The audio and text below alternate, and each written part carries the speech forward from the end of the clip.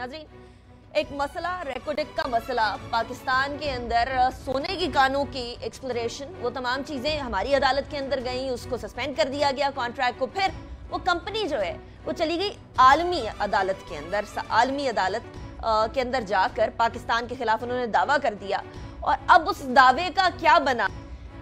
ये जब मसला उठा था रेकोडेक का, तो उस टाइम पर यह कहा गया था कि किसी बाहर की कंपनी को पाकिस्तान का सोना निकालने की इजाजत दी जा रही है और वो भी इन टर्म्स के ऊपर कि उससे कोई खातिर ख्वाह पाकिस्तान को फायदा नहीं होगा। जब वो सस्पेंड हो गया तो फिर वो इंटरनेशनल कोर्ट ऑफ जस्टिस के अंदर चले गए। वहां क्या हुआ है अब तक? पाकिस्तान ने किस तरीके से उस केस को आगे लेकर चले हैं? क्या बेहतर तरीके से लेकर चले हैं, या अब वो जो क्लेम वो कर रहे थे वो उनको मिलने वाला है? जिनका बिल्कुल ऐसा ही हुआ था माजी के अंदर। बलूचिस्तान की हुकूमत ने पहले तो एक BHP इंटरनेशनल कंपनी थी, उसके साथ एक मुआहिदा किया था कि वो रेकोडेक चागी के मकाम के ऊपर जो एक इलाका है वहां पर जो रेकोडेक का मंसूबा था, जिसके अंदर दुनिया का सोने का 5वां बड़ा जखीरा कहा जाता है वहां पर मौजूद है, उसका कॉन्ट्रैक्ट दिया था कि ये कंपनी यहाँ पर इन्वेस्टमेंट करेगी, एक्सप्लोरेशन करेगी और यहाँ पर गोल्ड और कॉपर के जखायर मौजूद हैं।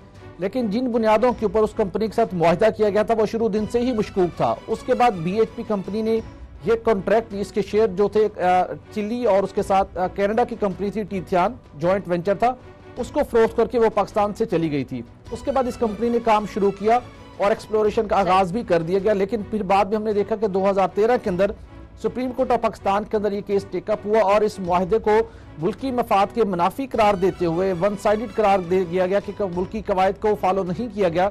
ये कॉन्ट्रैक्ट कलअदम करार दे दिया गया था। टीथियान कंपनी ने पहले कोशिश की कि उनका जो यहाँ पर उनकी जो इन्वेस्टमेंट उन्होंने की वो उनको किसी तरीके से वापस मिल जाए, जो कि ना मिल सकी।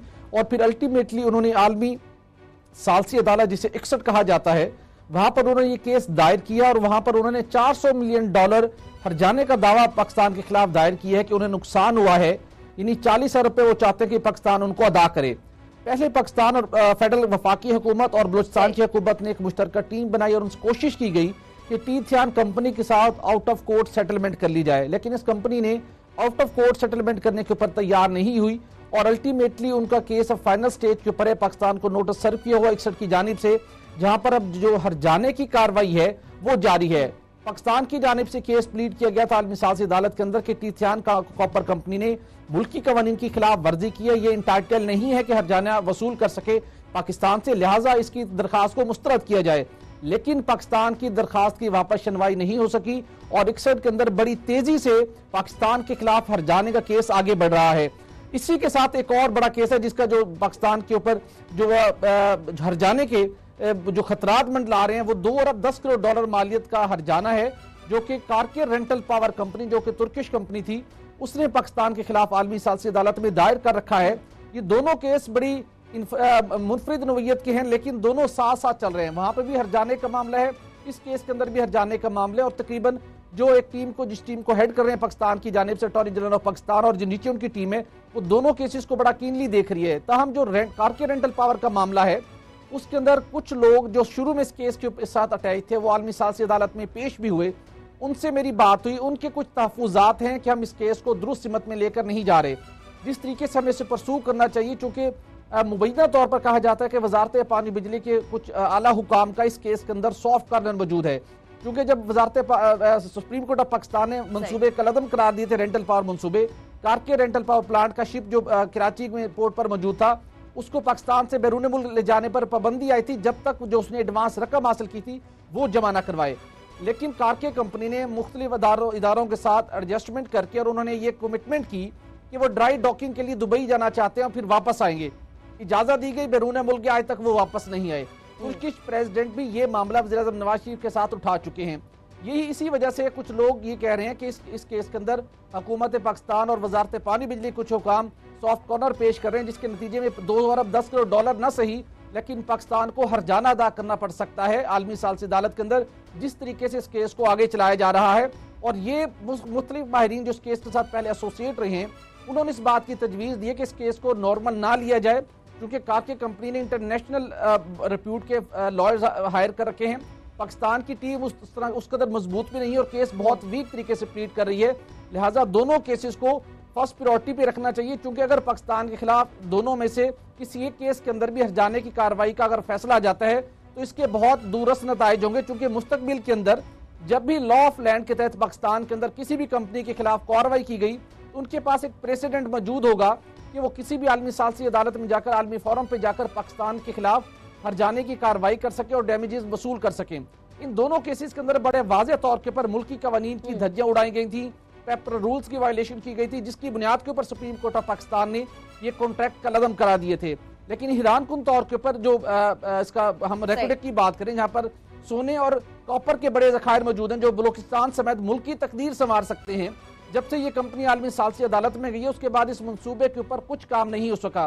पाकिस्तान के अंदर कुछ ऐसे माहिरीन मौजूद हैं, जियोलॉजिकल सर्वे ऑफ पाकिस्तान में ऐसे कुछ माहिरीन मौजूद है जिनका बड़ा वसी तजर्बा है रेकोडिक के इलाके का, गोल्ड और कॉपर से मुतल्लिक है, उनकी रिसर्च मौजूद है वहां पर, उनके पास माइनिंग की किसी हद तक फैसिलिटी भी मौजूद है। लेकिन बदकिस्मती से माजी के अंदर भी हमने इस मंसूबे पर तवज्जो नहीं दी और अब भी इस मंसूबे के ऊपर कोई काम नहीं हो रहा और लीगल टीम भी उस तरीके से काम नहीं कर रही जिसके नतीजे में ये केस खत्म हो सके और पाकिस्तान हर जाने की कार्रवाई से बच सके। तो जरूरत इस बात की है कि रेकोडिक मंसूबे के साथ साथ कार के रेंटल पावर मंसूबा, जाती तल्लुकात एक साइड के ऊपर, यहाँ पर मुल्की मफाद का मामला है, मुल्की इंटरेस्ट का मामला है, इन दोनों केसेस को अटॉर्नी जनरल ऑफ पाकिस्तान जो कि दीगर और बहुत से केसेस में उलझे हुए हैं, उन्हें day to day in cases को देखना चाहिए। ऐसा ना हो कि इन दोनों में से किसी भी एक केस का पाकिस्तान के खिलाफ फैसला आ जाए, न सिर्फ कौमी खजाने के ऊपर बोझ पड़ेगा बल्कि मुस्तकबिल के अंदर पाकिस्तान को बहुत से चैलेंजेस का सामना करना पड़ेगा। सही है, चलिए ठीक है। राव साहब, लगता ये है कि पैनमा के अलावा बाकी तमाम केसेस जो हैं साइड पर पड़े हुए हैं ताकि एक केस की तरफ ध्यान दिया जा सके, बाकी तमाम केसेस को बाद में देखा जाएगा। ये दोनों ऐसे केसेस हैं जो कि पाकिस्तान की रिप्यूट खराब कर सकते हैं आलमी दुनिया के अंदर, और डेफिनेटली जब कोई कंपनी आती है किसी मुल्क के अंदर तो उसके कवानीन के हवाले से, उसके कवानीन के मुताबिक उसको काम करना होता है। खिलाफ वर्जी करेगी तो कॉन्ट्रैक्ट तो डेफिनेटली कट डाउन किया ही जाएगा। और रेकोडिक के मामले के अंदर इतना सारा सोना उन्होंने ले जाना था, पाकिस्तान के पास बचना क्या था, तो ये कॉन्ट्रैक्ट करने से पहले भी तो सोचना चाहिए था। बिल्कुल, यही बुनियादी बात है कि जब आप कॉन्ट्रैक्ट करते हैं, वो लोग कौन है जिन्होंने ये कॉन्ट्रैक्ट किया, जिन्होंने ये सारा अरेंजमेंट किया, जिन्होंने सारा बिड्स की और इनको क्वालिफाई कराया इन फर्म्स को और इनको अवार्ड हुआ कॉन्ट्रैक्ट, उन लोगों की तो कोई बात ही नहीं करता। ये रेकोडेक और कारके का एक और जो एस्पेक्ट हम इग्नोर करते हैं, ये चौधरी इफ्तिखार साहब के तोहफे हैं दोनों हमारे लिए। दोनों कंपनीज नेगोशिएट करने को तैयार थी, रीनेगोशिएट करने को तैयार थी, सारे मामलात को दोबारा देखने को तैयार थी, लेकिन हमारे चौधरी इफ्तिखार साहब ने उस वक़्त वो कौमी जो मफाद के तहफ़्फ़ुज़ के दरपे थे और उन्होंने ये इस किस्म के फ़ैसले किए जिससे अब आपको इंटरनेशनल लेवल पे बड़ी शर्मिंदगी उठानी पड़ रही है।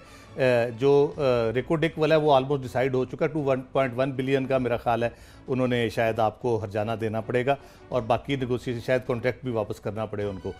1.2 बिलियन का क्लेम किया है कारके ने, वो भी आपकी फेवर में नहीं जा रहा, वो आपके साथ 300 मिलियन रुपीस के ऊपर डील करके जा रहे थे, बल्कि उसको भी निगोशिएट करने को तैयार थे कि हमें अपना प्लांट यहाँ से ले जाने दे, हम इसको छोड़ देंगे, ये भी पैसे छोड़ देंगे, जब तहरीर लेनी हमसे तहरीर ले ले। लेकिन इफ्तिखार चौधरी साहब ने कहा कि नहीं, मुल्क कौम को बहुत अजीब नुकसान हुआ है तो इनको नहीं जाने देंगे, यहाँ से जाने नहीं दिया जाएगा। तुर्की के साथ आपके ताल्लुकात भी उसकी वजह से काफ़ी सारे ख़राब हुए।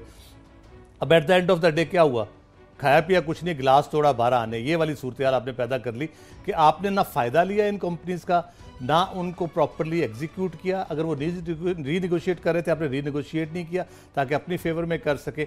रिकोडिक के ऊपर टीसीसी जो कंपनी है दुनिया की नंबर 1 कंपनी है, पहली बात ये है। दूसरी बात ये है कि वहाँ पे जो प्लान था ओवरऑल, एक 700 किलोमीटर लंबी पाइप लाइन रिकोडिक से लेके ग्वादर तक बननी थी, जिसके ज़रिए वो उसको पाउडर की सूरत में वहाँ से सारा जितना भी जो आपने रिकवर करना था वहाँ से माइनिंग करके मटेरियल वो जाना था, प्रोसेस बाहर जाके होना था, यकीनन उस पर रिजर्वेशंस थी।